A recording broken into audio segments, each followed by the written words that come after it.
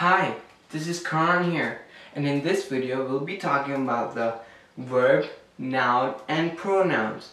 Now, as creating a sentence which is really difficult for those people who just learn how to speak English and want to know about how to improve their skills in English grammar. So, you can compare a sentence, the making of the sentence, to an engine. You want your car engine to run faster as much as possible. Well, the sentence is similar to like an engine.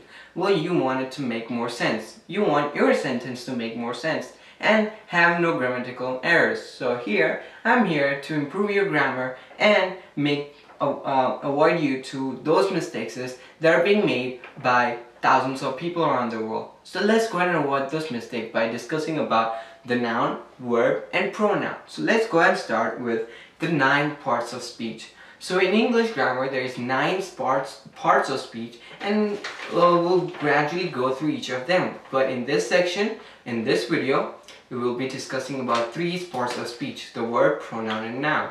Okay? So let's go ahead and understand what are the 9 parts of speech.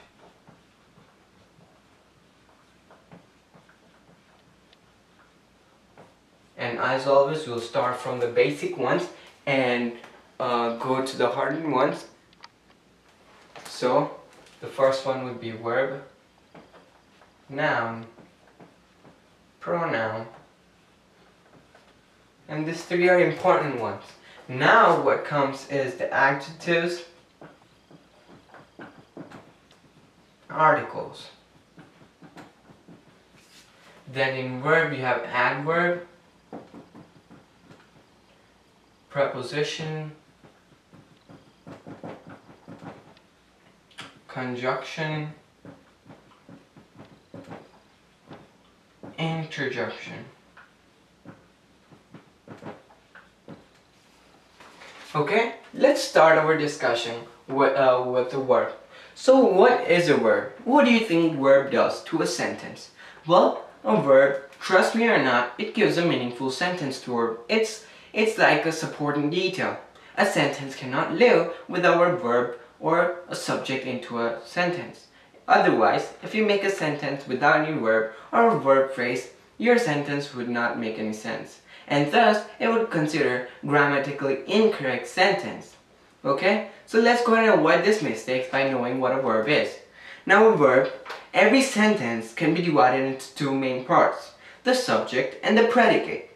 Now the subject is what the sentence is about, and the predicate tells something about the subject is or does. The most important word in the predicate is the verb. So, verb is most important word in the whole predicate part. A verb is basically an expression, action, done or to the subject, or it expresses a state of being of a subject. Examples. Let's go and take a few examples of the verb. Examples would be go, decorate, is, appears. So if we were to construct a sentence based upon these ideas, let's go and construct verb sentences. So we would say, if you're talking about the sentences constructed by verbs, we would have, first one would be I go to school every day. Go would be a verb because it's a state of an action, state of being, and it's an important word in the predicate. So the go over here would be a verb. Second one would be every spring we decorate the gym for our annual dance. The word decorate would be an action because it's a state of being and it's the most important word in the whole predicate. So the word decorate would be a verb in this sentence. let's go ahead and take the third one. I believe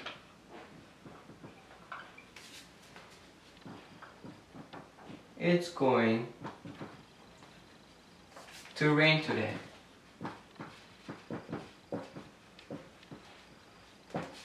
I believe is an action, okay? It's an action or a state of being that you do in your mind or by yourself. So you believe it's going to rain today. So believe over here in this sentence would be a word. It would consider as a verb.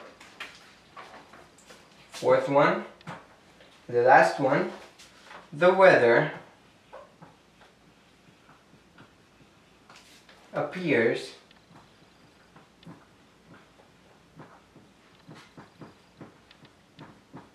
cloudy. The appears is a state of being, and it's known as, what it does is it expresses in this sentence the weather appears cloudy. Well, it appears expresses an action. Thus, we consider the appears to be a word. Okay?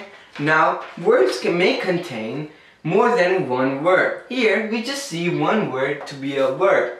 But as we move on in the English grammar, you'll see that a verb may contain more than one word. A verb consists of two or more words is known as verb phrase. So a moment ago, I was saying that if you have a wrong verb phrase or verb, your sentence would be grammatically incorrect. So let's go and understand what a verb phrase is. Well, it's nothing more than having two words in one sentence, and one of the words would be a helping verb. Now what it does is basically gives you an idea of what the verb is talking about. So you don't want to get confused when you read a sentence. So if you have an action going on in a sentence, if you spot two verbs and one which would be a helping verb, what it does is it helps the other verb out for the whole sentence to make sense. Thus, just to make that sentence grammatically correct, we need a verb phrase. Every time you see, whenever you're trying to make a sentence, everything doesn't work out fine unless you use a verb phrase. So you cannot make every sentences or every types of sentences by just using one word. As gradually you move on, start to making complex sentences, you'll notice that you're now using more than one verb, and it's nothing more than a verb phrase. So, as you already talked about what a verb phrase is, let's go and take a few examples of what verb phrase look like. So examples of verb phrase.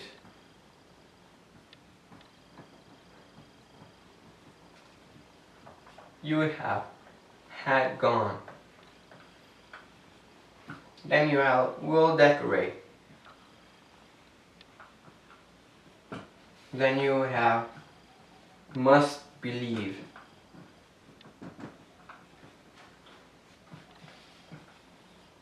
Should have been.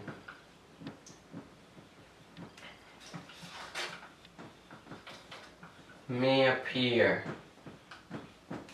Now what's going on over here is, let's take one example, such as we'll decorate over here.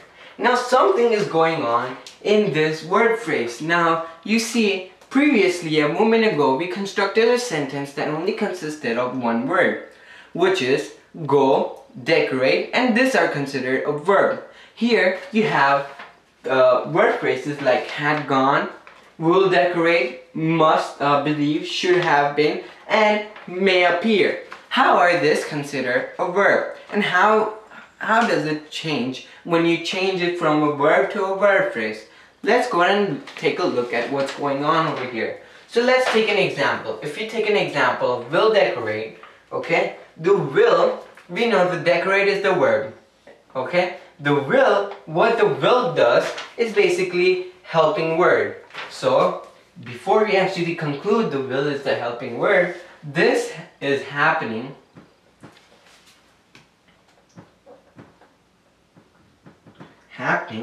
in future. And how can we tell that? By the word will. Because it's a helping word. So we can conclude, therefore, will is equal to a helping verb, because it gives you a little bit more information when the action or state of being is going to happen, when this action or state of being is going to occur. So if you just put decorate, it could be used in past tense a moment ago, present tense, I will decorate, or future tense, I will decorate. Okay, I'm decorating, I will decorate, I decorated. So these are three types of present tense, past tense, and future tense. But don't worry about this. We'll talk about that as we gradually move on in our English grammar. So here you see will decorate gives you a little bit more information when that person, he or she, is going to decorate the gym just for the annual dance. Okay? Now verb tenses, as you might notice, are used to express the time when an action or state of being takes place. So here, what do you guys think when that action is happening? Well, of course, if you say future, you're correct, because the helping word helps us, the will. Let's take another example. If you say had gone, we know go is a verb. Now gone and e would consider a past tense, which means this action has already taken place. So had, you cannot conclude that this action has only taken place by just looking at gone, because you see, if you plug it in, I gone to her place, it doesn't make sense at all. You have to use the helping verb. So if you use verb phrase, your sentence would sound like I had gone to her house, okay, which is more in detailed sentence than the previous one which we took when we didn't use the verb phrase. So it's important, and I cannot stress how important this is to use the verb phrase when constructing the sentences, just like one over here that I constructed. So, had gone, the had would be a past tense. It's happening in the past. Okay? So, these are just few of many examples of verb phrases, and hopefully you'll find out many verb phrases by yourself. By just using this verb phrases, you can discover many more, or look it up in the dictionary. Okay, now let's move on to what are nouns. Well, nouns is the name of a person, place, a thing, or an idea. Okay, so let's go ahead and write that down.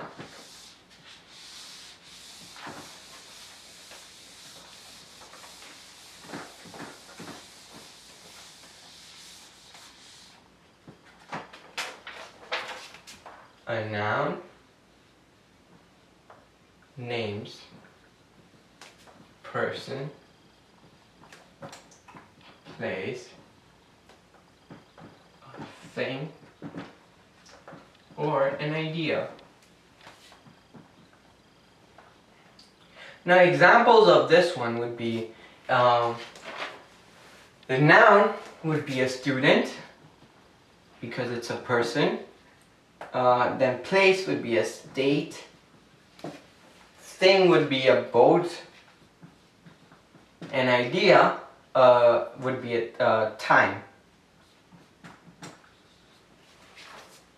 Okay? Or you can say freedom.